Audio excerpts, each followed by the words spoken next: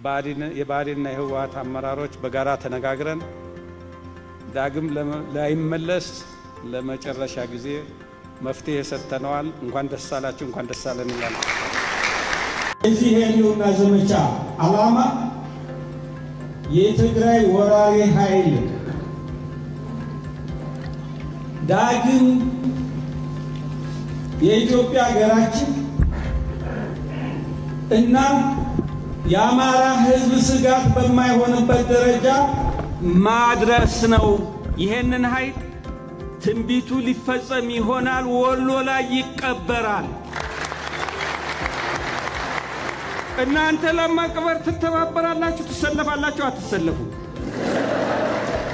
Official representatives and envoys who work tirelessly to contribute to the resolution of some of the most